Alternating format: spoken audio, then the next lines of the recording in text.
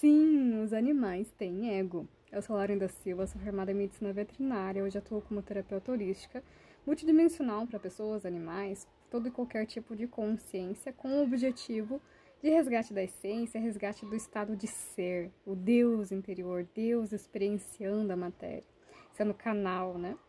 E por que os animais têm ego? Porque o ego é a personalidade, é a individualização de Deus, do todo. Né? Então, eu, Lauren, o meu ego, né? A personalidade Lauren, é isso. É a personalidade, é a individualização. Eu sou Deus na personalidade Lauren. E nessa personalidade tem várias outras micro-personalidades que vêm de vidas passadas, vidas paralelas, até vidas futuras, né? De certa forma, porque o futuro a gente já está construindo, mas o chão que eu vou pisar amanhã já está sendo construído mais fortemente, né? E além disso, o ser humano, ele é um animal. Eu não sei se muita gente que sabe, mas é o básico da ciência, né? Não existe um reino chamado ser humano, existe um reino chamado animal, e a espécie humana faz parte desse reino animal, assim como outras espécies, então canídeos, né, felídeos, equídeos, todas essas espécies fazem parte do reino animal. Então, se o ser humano tem ego, os animais não humanos também têm ego. Ou então ninguém teria ego, já que os animais não têm ego. É um reino, gente. E uma coisa que eu falo muito, assim, para as pessoas que vêm, porque o ser humano é diferente do animal não humano. A alma é alma. A diferença é a experiência encarnatória. O ser humano, a alma que está encarnando como ser humano, tem responsabilidades tais. A alma que está encarnando como cão, como gato, cavalo, tem responsabilidades outras. Então, muda a questão de responsabilidade, muda a questão de experiência encarnatória, a diferença, né, de encarnar como gato, encarnar como humano, encarnar como cachorro, encarnar como cavalo. Mas como que se manifesta o ego nos animais não humanos? Se manifesta principalmente por meio do instinto, mas na personalidade também. É muito nítido isso quando você atende alguém que tem uma personalidade forte. Animais que são mais prepotentes, assim, que tá sempre com o peito estufado, animais que vão contra o tutor, que ficam conversando com o tutor, né? Isso é uma personalidade muito comum do husky siberiano, né?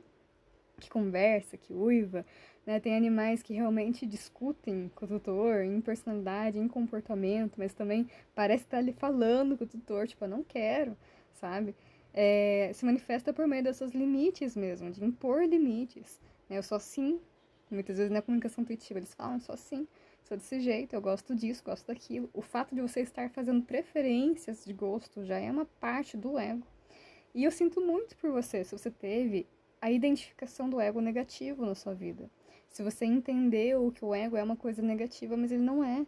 Ego também é Deus, é a personalidade de Deus, é a individualização de Deus. A questão da separação, né? A ilusão da separação, que o ego é uma coisa negativa, que o ego é ruim, que o ser humano é ruim porque ele tem o ego. Não, o ser humano é ruim porque as almas que encarnaram como humanos fizeram escolhas ruins. Mas o ser humano não é ruim. O Animal Reiki, ele traz muito a ativação do humano divino, inclusive, porque Deus é tudo e está em todos. Não tem como fugir disso. Né? Essa separação é uma consciência, e eu gosto de chamar inconsciência, da dualidade, da terceira dimensão. Mas Deus está em tudo e em todos. Não tem como fugir disso. Tudo é perfeito dentro daquelas configurações. E o ego, ele tá ligado com o instinto, com a sobrevivência, né? Com medo, com o controle. O ego, ele tem muito apego, ele sente muita culpa, ele sente muito medo. Então, quando o ego está equilibrado e você se identifica mais com o ego positivo, você sabe se impor, você sabe se posicionar, você sabe respeitar o outro, dar abertura para todos, sabe ouvir, coisa que o ser humano hoje não faz muito, e muitos animais também não fazem, de ouvir o tutor, porque eles vêm já, tipo, tem que ser assim, tem que ser daquele jeito, não sei o que e tal, e não é bem assim que funciona. Então, todos nós que estamos aqui conscientes, conversando entre nós, seja a expressão, a comunicação, a conversa por meio de verbo, então a comunicação verbal, a expressão verbal, ou seja, por meio de expressão corporal. Entendem? E aqui eu coloco os meus gostos, coloco as minhas necessidades, meus limites, eu coloco o que eu gosto, o que eu não gosto. Isso é o ego. Só que quando o ego está equilibrado, ele sabe fazer isso sem machucar ninguém. O ego positivo, ele acaba se transformando como se fosse um guardião daquela alma. Ele se transforma no guardião da luz, como se fosse uma sombra mesmo, inclusive o ego positivo.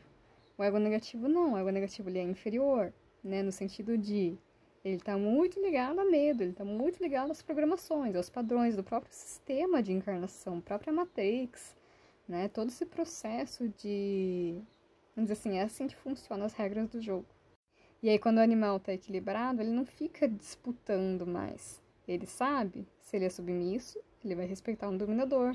Se ele é um animal mais dominante, ele vai respeitar ou vai se impor mais com um submisso. Só que em equilíbrio, sem haver conflitos que possam colocar em risco a vida, né? E quando eu digo vida, também é questão emocional, questão mental. Se você sente, se você pensa, tem o ego junto. Porque o ego está muito ligado à racionalização também. Então, às vezes as pessoas falam sobre ego, sobre animais não terem ego, mas não sabem nem o que é o ego. E o ego é praticamente, resumidamente, né? Claro que tem muito mais profundidade nesse assunto, mas ele é a personalidade.